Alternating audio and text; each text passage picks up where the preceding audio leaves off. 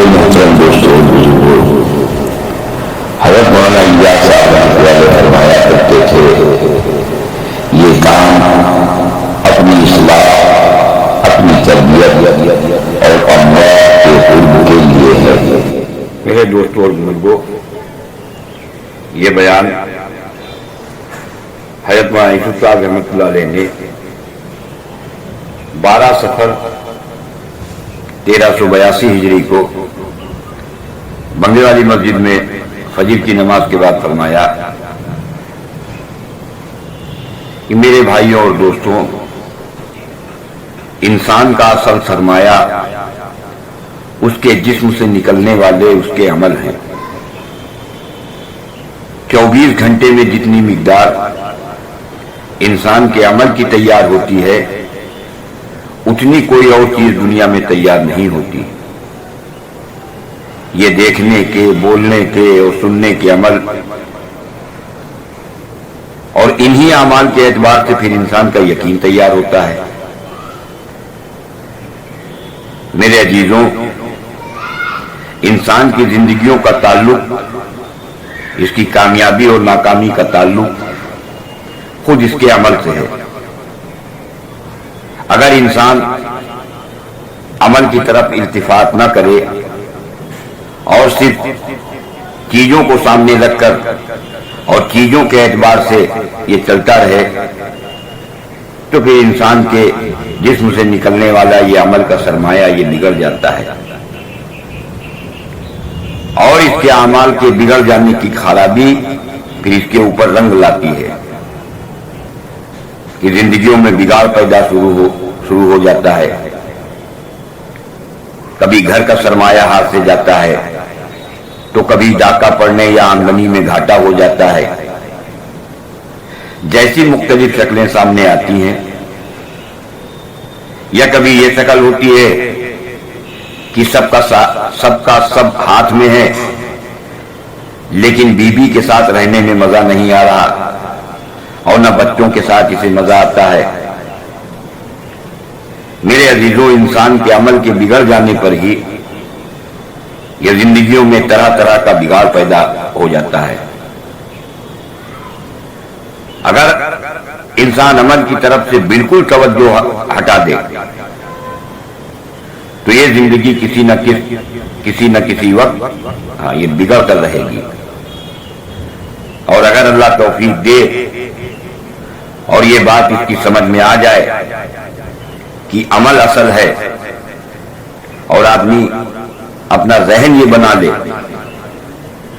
کہ عمل میرا ذاتی جوہر ہے، ہمیں اسے بنانا ہے، اور اس کے مقابلے پر جو خارجی نقشے ہیں ان کو عمل کے سرمایے سے حیات دینا ہے۔ اب عزت سمجھے عمل کو اور اصل قرار دے عمل کو، کیونکہ عمل انسان کی ذات میں اثرات ڈالتے ہیں۔ اگر طبیعت میں یہ بات آ رہی ہے تو اس کے اندرون میں خوشبو اور نور پیدا ہوتا ہے، اور جب انسان کا عمل ٹھیک نہیں ہوتے تو اس کے اندرون میں بدبو پیدا ہوتی ہے، غفلت پیدا ہوتی ہے۔ انسان چیزوں کے بنانے میں چاہے جتنی محنت کرے، یہ اتنی چیزیں نہیں بنا سکتا جتنا یہ اپنے اعضاء اور جوارے سے عمل بنا سکتا ہے۔ اگر عمل بنانے پر انسان آ جائے تو یہ چیزیں اتنی نہیں بنا سکتا۔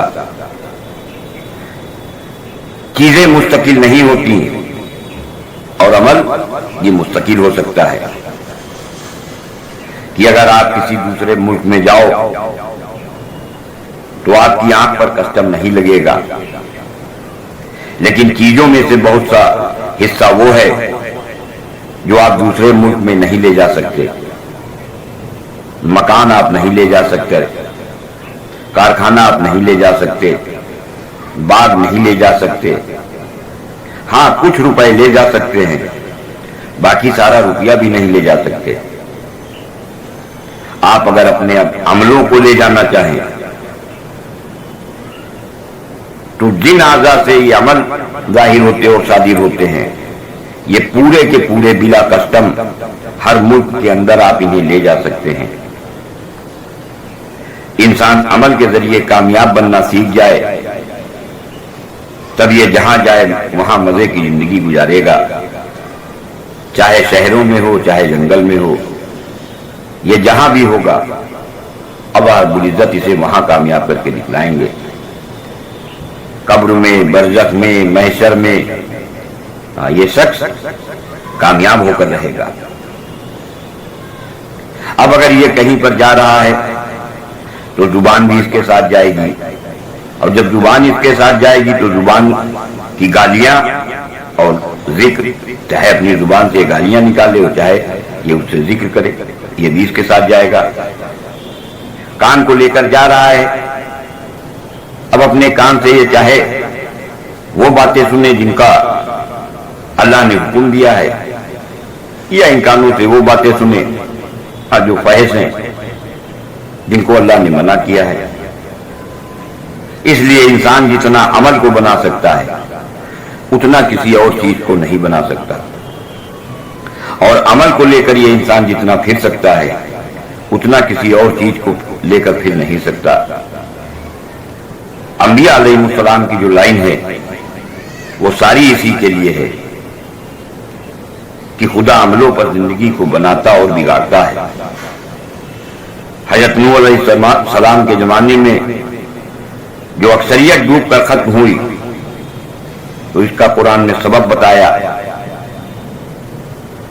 کہ ان اکثریت کے ڈوب جانے کی جو وجہ تھی کہ ان کے عمل خراب تھے. اکثریت کے پاس کشتیاں تھیں اور نوح علیہ السلام کے پاس صرف ایک کشتی تھی. جن کشتیوں میں خراب عمل والے تھے وہ ڈوب گئے. اکثریت کے پاس لاکھوں باغات تھے تو وہ بھی ڈبو کر ختم کر دیے گئے.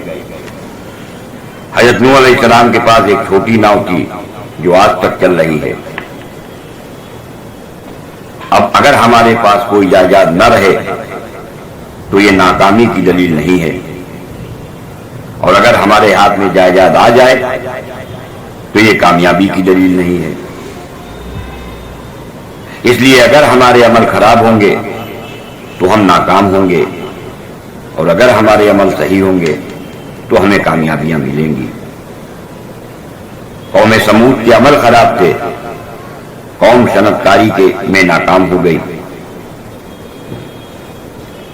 قوم شعیب کے عمل خراب تھے تو قوم تجارت میں ناکام ہو گئی. اس لیے ساری تفصیل کا خلاصہ یہ ہے کہ چیزیں عمل کی تقریب ہیں. کامیابی یا ناکامی کی بنیاد عمل ہے. عمل ہونے میں چیزوں کا ہونا اور نہ ہونا یہ برابر ہے.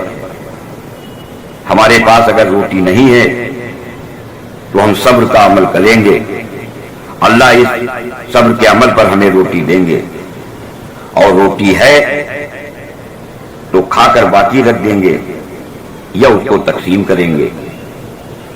تو چیزوں کا ہونا بھی تقریب عمل ہے اور چیزوں کا نہ ہونا بھی تقریب عمل ہے. عمل بن گیا تو کامیابی مل جائے گی. یہ کائنات چیزوں کی مشین ہے. اس کائنات کا موضوع چیزوں کا بننا ہے کہ دیکھنے میں یہ نظر آتا ہے کہ چھوٹی مشین، یعنی انسان یہ چھوٹی مشین ہے، اور یہ کائنات یہ بڑی مشین ہے کہ یہ بڑی مشین، یہ انسان کی چھوٹی مشین، یہ بڑی مشین، یعنی انسان جو ہے یہ کائنات کے تابع ہے. جبکہ حقیقت یہ ہے کہ یہ ساری کائنات، یہ ساری بڑی مشین اس چھوٹی مشین یعنی انسان کے تابع ہیں. اگر اس چھوٹی مشین کے عمل بہتر ہو جائیں گے تو عالم کے اندر چیزوں کا وجود بھی بڑھے گا، حفاظت، طاقت، صحت اور تقسیم بھی بڑھ جائے گی. اور اگر عمل خراب ہو جائیں تو چیزیں بھی گھٹنی شروع ہو جائیں گی کہ زلزلہ آیا، سیلاب آیا تو حفاظت والی چیزوں میں سے حفاظت بھی نکال لی جاتی ہے۔ انبیاء علیہ السلام تشریف لا کر سب سے پہلے یہ بتلاتے تھے کہ عمل پر یہ ہوتا ہے اور عمل کی خرابی پر زندگی بگڑتی ہے، اور اگر عمل کو صحت مل گئی تو اس سے زندگی بن جاتی ہے۔ چیزوں کی مشین سے جو کچھ بن کر تیار ہوا وہ چیزیں ہاتھ میں ہیں، اور انسانی مشین سے جو چیزیں تیار ہوئی یعنی عمل، اگر وہ خراب تو پھر خدا اب زندگی کو بگاڑ کر دکھلائیں گے۔ تو ایک طرف کائناتی مشین کے نقشے ہاتھ میں ہیں اور دوسری طرف انسانی مشین کی چیز عمل،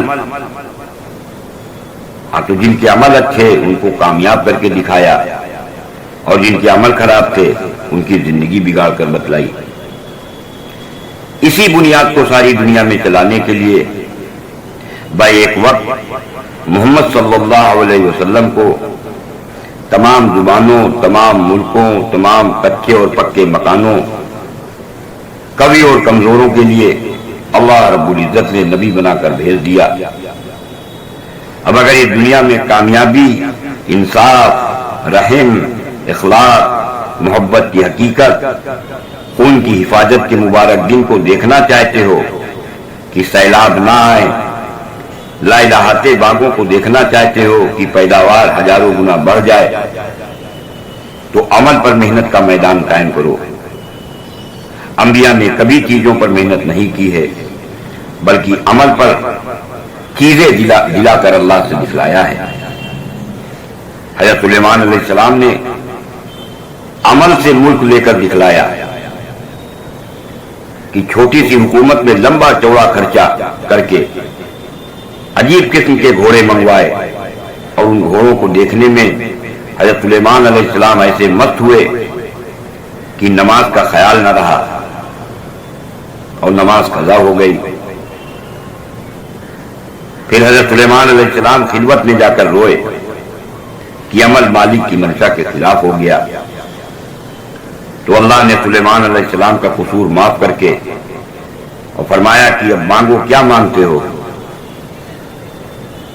تو سلیمان علیہ السلام نے کہا کہ اے خدا، ایسا ملک مانگتا ہوں جو مجھ سے پہلے اور نہ بعد میں کسی کو ملے۔ اے ملک پرستوں اور ملک کے دیوانوں، دیکھ لو، اگر عمل کر کے ملک مانگو تو ملک یوں ملتا ہے۔ ایک مرتبہ حضرت سلیمان علیہ السلام کا تخت جا رہا تھا، پرندوں نے اس کا سایہ کر رکھا تھا، اور نیچے زمین پر ایک آدمی کی زبان سے نکل گیا اللہ اکبر، اللہ نے کیسا ملک دیا ہے سلیمان علیہ السلام کو۔ تو ہوا نے جاسوسی کی، پھر سلیمان علیہ السلام نے کہا کہ میرا تخت زمین پر اتارو اور اس آدمی کو میرے پاس لاؤ۔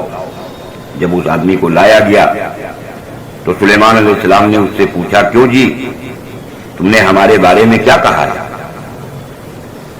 تو اس آدمی نے عرض کیا کہ حضور، میں نے تو کچھ نہیں کہا، میں نے صرف یہ کہا کہ اللہ اکبر، اللہ نے کیا ملک آپ کو عطا فرمایا ہے۔ تو سلیمان علیہ السلام نے اس سے فرمایا کہ تو اس اللہ اکبر کہنے کو کیا سمجھتا ہے؟ اللہ کی قسم، ایک دفعہ اللہ کہنے میں جو مزہ آتا ہے وہ اس ساری دنیا کی حکومت میں نہیں ہے۔ حضرت ایوب علیہ السلام نے عمل پر دکھلایا کہ گھریلو زندگی یوں بنتی ہے۔ عمل والا انسان جس نے عمل کا اتنا معیار قائم کر لیا ہو کہ ہر مشقت برداشت کر لے لیکن اپنے عمل کو بگڑنے نہ دے، کہ بدن سے نکلے ہوئے کیڑوں کو وہ بدن میں ڈالتے رہتے تھے کہ میرے خدا نے بھیجا ہے۔ ایک دن روئے کہ ہمارے کی چیزوں پر کبھی نہ روئے تھے، جان کی تکلیف پر نہ روئے تھے۔ اس دن روئے جس دن ان کو کھٹکا ہوا کہ شیطان ہمارے یقین و عمل پر ڈاکہ ڈالنے کے لیے کھڑا ہو گیا ہے۔ تو ایوب علیہ السلام نے سارے نقشوں کی، چیزوں کی، جان کی، مال کی، آل کی پرواہ نقشے کے مقابلے میں جب نکال دی تب اللہ نے پہلا سارا نقشہ انہیں واپس کر دیا اور باقاعدہ سونا برسا دیا، ٹڈیوں کی شکل میں۔ ایوب علیہ السلام حرص کرنے لگے اور عرض کیا کہ اللہ آپ کی نعمت کی قدر کرتا ہوں، اس لیے میرے عزیزوں بغیر چیزوں کے عمل پر زندگی بنتی ہے، اور اگر چیزوں کے اندر عمل کی خرابی آ گئی تو پھر اس سے زندگی بگڑتی ہے۔ اس کے مقابلے پر قارون کو اللہ مال کے ساتھ میں دھسا کر دکھلا رہے ہیں۔ انسانیت کی محنتوں کے دکھ کو موڑنے کے لیے حضور صلی اللہ علیہ وسلم کی دنیا میں تشریف آوری ہوئی۔ آپ ساری دنیا کے انسانوں کو ہدایت والے عمل کی طرف موڑنے کے لیے تشریف لائے۔ اسی کے لیے مسجدیں بنوائی گئیں۔ یہ مسجدیں یقین بدلنے اور اللہ والے علم اور اللہ والے دھیان والی نمازوں کے عمل کے لیے بنی تھی۔ دنیا میں جتنے قسم کے آدمی بستے ہیں سب کے لیے ایک آواز اللہ اکبر، یعنی جو کچھ تم دیکھ رہے ہو یہ بہت چھوٹا ہے، اس سے کسی درجے میں بھی کچھ نہیں ہوتا۔ جو بڑا ہے، جو تمہیں دکھ نہیں رہا ہے، اس سے سب کچھ ہوتا ہے اور وہ اپنی ذات سے کرتا ہے۔ پانی سے نہیں ہوتا بلکہ وہ خدا کی قدرت سے ہوتا ہے، جس خدا کی قدرت سے پانی بنا ہے۔ جہاں تم ہونا دیکھتے ہو ہونے کا وہاں سے تعلق نہیں ہے، ہونے کا تعلق اللہ کی قدرت سے ہے، کہ صفات کا صفات سے تعلق ہے۔ پیدا کرنا صفت ہے اور پیدا کرنے کا تعلق اللہ کی قدرت سے ہے۔ پیدا کرنے کی صفت چیزوں سے نہیں ہے، پیدا کرنے کی صفت قدرت سے ہے۔ اس لیے چھوٹے سے کچھ نہیں ہوتا، بڑے سے ہوتا ہے، اکیلا وہی بڑا کرتا ہے۔ وہ اپنی قدرت کی صفت سے بیمار کرتا ہے اور اپنی قدرت کی صفت سے صحت دیتا ہے۔ اپنی قدرت سے چاہے آگ میں جلائے یا اپنی قدرت سے وہ چاہے تو آگ کو گلزار بنا دے۔ تجارتیں، مل، وزارتیں، آئٹم اور راکٹ یہ سب بہت چھوٹے ہیں، کیونکہ کرنے والے اللہ ہیں، وہ بہت بڑے ہیں۔ جو چھوٹا ہے اس سے ہوتا ہی نہیں، اور جو بڑا ہے اسی سے ہوگا۔ اللہ احد، اور تو اور سب اس کے محتاج ہیں، اس کو کسی کی ضرورت نہیں ہے۔ اب جو بڑا ہے اور جو کرتا ہے سب سے پہلے اس کی تحقیق کرو، اسی کا نام علم ہے، اور یہی اللہ احد ہے۔ اس علم کے بعد کا دوسرا علم دینے کے لیے اللہ نے حضرت محمد صلی اللہ علیہ وسلم کو رسول بنا کر بھیجا ہے، جن کے ذریعے اللہ نے اپنے ضابطے بتلائے ہیں کہ وزیر کے ساتھ کس عمل پر کیا کریں گے اور تاجروں کو کس عمل پر کامیاب کریں گے اور کون سے عمل پر تاجروں کو ناکام کریں گے۔ انہی ضابطوں کو بتلانے کے لیے اللہ جل جلالہ و من والہ نے محمد صلی اللہ علیہ وسلم کو بھیجا۔ محمد صلی اللہ علیہ وسلم کا موضوع یہ نہیں تھا کہ وہ سونے اور چاندی کو بتلائیں، بلکہ سونے چاندی اور ہیرے موتی سے کچھ نہیں ہوتا، اسے بتلانے کے لیے اللہ نے محمد صلی اللہ علیہ وسلم کو بھیجا ہے۔ تمہیں جو آج ان چیزوں سے ہوتا ہوا نظر آ رہا ہے یہ تمہارے دیکھنے کا نقص ہے، اور اسی نقص کو دور کرنے کے لیے محمد صلی اللہ علیہ وسلم کو اس زمین پر بھیجا گیا ہے۔ آج اس زمانے میں شور شرابہ زیادہ ہو گیا تو اللہ نے عمل کو ٹھیک کرنے کے لیے لاؤڈ اسپیکر لگوا دیے، اور لاؤڈ اسپیکر لگوا کر کان میں اللہ اکبر کی آواز پہنچوا دے کہ نقشوں کو چھوڑ کر آ جاؤ اور اپنے آ کر عمل کو ٹھیک کرو. اب عمل ٹھیک کیسے ہوں گے؟ کیونکہ نماز تو خود دوسرے عملوں پر موقوف ہے. اب اگر دوسرے عملوں کو کیے بغیر نماز پڑھی جائے گی تو نماز کا تصور قائم ہوگا، نماز کی حقیقت حاصل نہ ہوگی. اب اگر آپ ساری تاریخ سے آنکھ بند کر یوں کہیں کہ خالی نماز سے کیا ہوتا ہے، تو میں بھی یہی کہتا ہوں کہ خالی نماز سے کچھ نہیں ہوتا. محمد صلی اللہ علیہ وسلم نے نماز سے پہلے جو عمل بتلائے ہیں وہ عمل کرو. لوگ کہتے ہیں کہ کام کرانے کے لیے وزیر کا تعلق چاہیے، تو وزیر کا تعلق اور نماز کا کیا جوڑ ہے؟ اگر پاخانہ اور پھول کو ایک ہی میں ملا دیا جائے تو پھول کی حیثیت ختم ہو جاتی ہے. اسی طرح جہاں وزیر سے نماز کا جوڑا بٹھایا بس نماز کی حقیقت نکل جاتی ہے. جب پیسہ اور نماز کو ملا دیا تو نماز کی جان نکل گئی. اس لیے نماز سے پہلے 3 محنتیں ہیں اور پھر 3 محنتیں ہیں نماز کے بعد کی. تو نماز سے پہلے کی 3 محنتیں، پہلی محنت یقین بدلنے کی، دوسرا علم حاصل کرنے کی، اور تیسرا اللہ کے دھیان کے پیدا کرنے کی. اب سب سے پہلے یقین بدلنے کی محنت کرو، اس لیے کہ ایک یقین دیکھ کر پیدا ہوتا ہے اور ایک یقین سن کر پیدا ہوتا ہے. دیکھ کر کیا یقین بنے گا؟ کہ دیکھ کر یقین بنتا ہے کہ حکومت سے یہ ہوگا اور چیزوں سے یہ ہوگا اور مال سے یہ ہوگا. اور ایک یقین سن کر پیدا ہوتا ہے.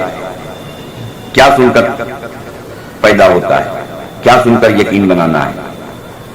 کہ انبیاء کی غیبی مددوں کے واقعات کو سنو، ثواب اور عذاب کو، جنت اور دوزخ کو اور فرشتوں کے غیبی نظام کو سن کر ان کا یقین اپنے اندر بناؤ. انہیں مسجد میں بیٹھ کر اتنا سنو کہ جب کوئی دنیا کی چیز دیکھو تو سننے والا یقین وہ ہمارے سامنے آ جائے کہ بازار میں وزیر جا رہا ہے اور تم نے اسے دیکھا تو تم نے سن رکھا تھا کہ حکومت سے کچھ نہیں ہوتا اور حاکموں سے کچھ نہیں ہوتا. اب ایسا سننے کا یقین غالب آ گیا کہ تمہیں یہ خیال آ گیا کہ اس وزیر سے کچھ نہیں ہوتا، تو اب اپنا سننا اور بڑھاؤ. اللہ کے سامنے پیش ہونے کو اور ان کے عذاب کو غور سے سنو. فرعونی حکومت کی ڈوبنے کی نیت کر کے سنو کہ تمہارے اندر کا یقین باہر کے یقین کو پھینک کر مار دے. صحابہ اکرام نے مکہ مکرمہ کے اندر جو سب سے پہلے محنت کی ہے وہ اسی یقین کو بنانے کی محنت کی ہے کہ مشاہدے کے مقابلے میں یقین پر محنت کرنی پڑتی ہے. ابو جہل کہہ رہا ہے کہ تم کہتے ہو لات و عزا کچھ نہیں کرتے، پر ہم لات و عزا کے ماننے والے ہیں، وہ سب کچھ کر دیں گے. اسی پر وہ صحابہ کو مار رہے ہیں، پیٹ رہے ہیں، پر صحابہ کہہ رہے ہیں کہ ارے نادان، اللہ ہمارا امتحان لے رہے ہیں اور جب اللہ کرنے پر آ جائیں گے تو سب کچھ کر دیں گے، ایک دم سے پلٹ دیں گے. اور بدر میں اللہ نے کر کر دکھلا دیا. اسی طرح علم کو حاصل کرو کہ ایک علم سن کر آتا ہے اور ایک علم دیکھ کر آتا ہے. تم مسجد میں بیٹھو، یہاں قرآن و حدیث کو سن کر ان کا علم حاصل کرو. دیکھ کر یہ علم آتا ہے کہ سونے سے یہ ہوگا اور چاندی سے یہ ہوگا، دودھ سے یہ ہوگا اور گھی سے یہ ہوگا اور دونوں چیزوں کو ملا دینے سے یہ ہوگا.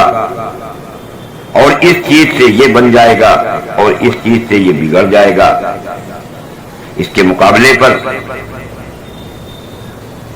تم مسجد میں بیٹھ کر یہ علم حاصل کرو کہ ایمان اور عمل سے کیا کیا ہوتا ہے، نماز سے کیا ہوگا، صدقے سے کیا ہوگا، روزے سے کیا ہوگا، حج سے کیا ہوگا، سورہ فاتحہ پڑھنے سے کیا ہوگا. اس طرح یقین کے مقابلے میں یقین کی محنت اور دیکھنے والے علم کے مقابلے میں سننے والے علم کی محنت کرو. پھر اس کے بعد دھیان پر محنت کرو کہ ایک دھیان دیکھ کر بنتا ہے اور ایک دھیان غور و فکر سے بنتا ہے. کہ آپ کہیں جا رہے تھے، کوٹھی دیکھ لی تو اس کا دھیان آ گیا، راستے میں عورت کو دیکھ لیا تو اب اس کا دھیان آ گیا. اس کے مقابلے پر تم اللہ کا تذکرہ کر کے اتنا غور و فکر کرو کہ تمہارے زبان کے بول اس کے دھیان سے دل میں بھر جاویں کہ دیکھ رہے ہو عورت کو پر دھیان آ رہا ہے عورت کے بنانے والے اللہ کا، دیکھ رہے ہو چاند کو اور دھیان آ رہا ہے چاند کو بنانے والے اللہ کا. اگر نماز پڑھو اور یہ یقین ہو کہ اب ہماری نماز کے رکوع قاعدے اور سجدے سے اللہ راضی ہوں گے، پھر جو مانگوں گا وہ اپنی قدرت سے دے دیں گے، تو جسم کے ایک ایک جز کو علم کی شکل پر لے آؤ. جب اللہ کا دھیان آ جائے تو یہ نماز، یہ دھیان والی نماز تمہیں کامیابی دلوائے گی. کہ ایمان کی محنت کریں گے تو میرے اللہ میرے رزق کے دروازے کھولیں گے. علم کی اور دھیان کی مشق کر رہے ہوں، آواز لگی تھی نماز کے لیے کہ آ جاؤ کامیابی کی طرف. اب یہ یقین بناؤ کہ کمائی بہت چھوٹی ہے، اللہ بڑے ہیں، تو اس پر ہی نماز سے ملنا شروع ہو جائے گا. نماز سے لیتے رہنا اور آگے کی محنت کے لیے بڑھتے رہنا. آگے بھی اب 3 محنتیں کرنی ہے. پہلی محنت کمائی کے عمل، اور دوسری محنت گھریلو زندگی کے عمل، اور تیسری محنت معاشرت کے عمل. اب ان تینوں جگہ کے عملوں کو ٹھیک کرو. اپنی کمائی کو ایسا بناؤ جیسے کمائی والے کی نماز اللہ تعالیٰ قبول کرتے ہیں. اب تینوں چیزوں کو کمائی کے اندر لے جاؤ کہ ایمان کے ساتھ کماؤں گا تو اللہ دے گا، علم کا پابند بن کر کماؤں گا تو اللہ دے گا، دھیان کے ساتھ کماؤں گا تو اللہ دے گا. جب پیسہ ہاتھ میں آ جائے تو ایمان کو، علم کو اور خدا کے دھیان کو لے آؤ کہ خدا کتنا پیسہ گھر پر خرچ کرنے کو کہتے ہیں اور کتنا اپنے اوپر خرچ کرنے کو کہتے ہیں. قومیت سے معاشرت کو ہٹاؤ، پارٹی بندی سے معاشرت ہٹاؤ. تم پارٹی کے اندھے بن کر ساتھی نہ بنو. اگر مسلمان مظلوم ہے تو ساتھی مسلمان کے بنو، اور اگر مسلمان ظالم ہے تو ساتھی غیر مسلم کو بنو. جس کے 4 تھپڑ لگے ہیں، ظلمن چاہے وہ کمیونسٹی ہو، ہم تو اس کے ساتھ ہوں گے اور مسلمان کے 4 تھپڑ لگوائیں گے، 5 نہیں لگنے دیں گے. ہر زبان، ہر قوم، ہر مذہب سے ہمدردی رکھنے والے بنو. پھر اس نماز پر جو مانگو گے وہ ملے گا. یہ نہ کہو کہ خالی نماز سے کیا ہوگا. میں بھی یہی کہتا ہوں کہ جیسی خالی نماز تم پڑھتے ہو اس نماز سے کچھ نہیں ہوگا. اسی کو سیکھنے کے لیے یہ 4 مہینے مانگے جا رہے ہیں. اب بتلاؤ 4 مہینے کے لیے